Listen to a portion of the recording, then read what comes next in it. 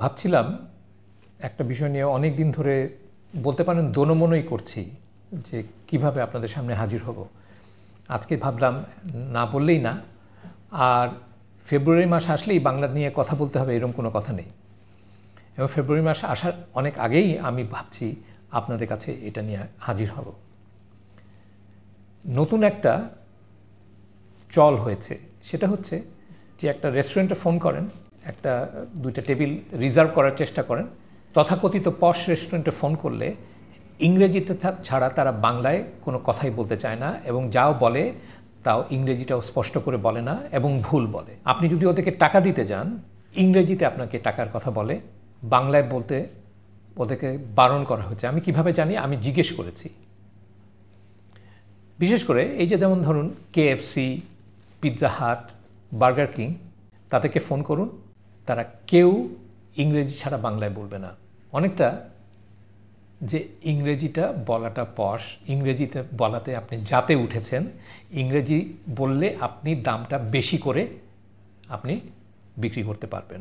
এটা আমি আমার ব্যক্তিগত অভিজ্ঞতা থেকে বলছি। আমি নিজেও যাই, দেখি ইংরেজিতে কথা বলে, জিজ্ঞেস করি বাংলায় বলতে পারেন না কেন, বলে আমাদেরকে বলা আছে চাকরির ভয়ে তারা করে না। এই যে বিদেশি কোম্পানিগুলি আছে, আপনাদেরকে বলছি আপনারা দয়া করে শুনুন, বাংলায় কথা বলার পারমিশন দিন।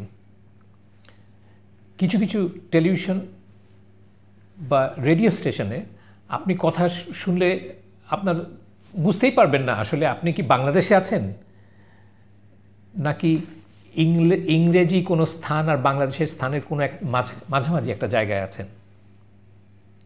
যারা ওইভাবে কথা বলেন, আমার ধারণা যে তাদের ধারণা যে ওইভাবে কথা বলাটা ওদের দাম বাড়িয়ে দেয়। আসলে কি জানেন, এরা ইংরেজিও ঠিকমতো জানে না, বাংলাও ঠিকমতো জানে না, আর এই যে ওদের যে ডেফিসিয়েন্সি, যে ওদের মধ্যে যে জিনিসটার অভাব, শুদ্ধ বাংলার অভাব, শুদ্ধ ইংরেজির অভাব, সেটা দুইটার মিশ্রণে এবং বাঁকা মুখ করে যে কথাগুলি বলে, সেটা বাংলাদেশ না।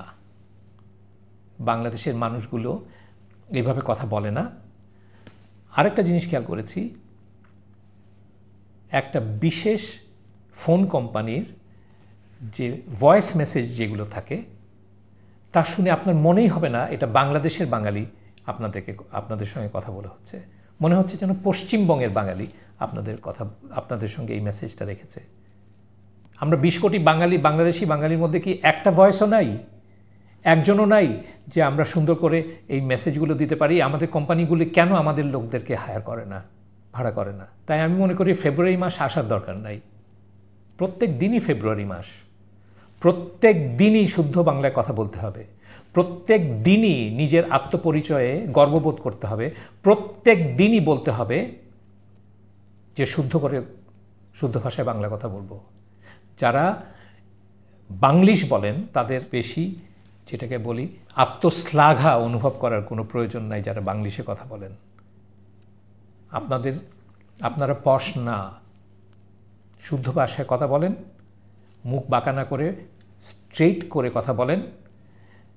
যে সমস্ত লোকগুলি আপনাদেরকে দেশটা দিয়ে গেছে, এই পাসপোর্টটা দিয়ে গেছে, তাদের প্রতি শ্রদ্ধা দেখিয়ে হলেও সুন্দর করে বাংলায় কথা বলেন। নিজের বাচ্চাটাকে বাংলায় কথা বলতে শেখান। আমার সামনে আমার চেম্বারে অনেকেই আসে যারা ছেলেমেয়ের সঙ্গে ইংরেজিতে কথা বলছে। আমি ভেবেই পাই না যে আমি কোন দেশে বসবাস করি।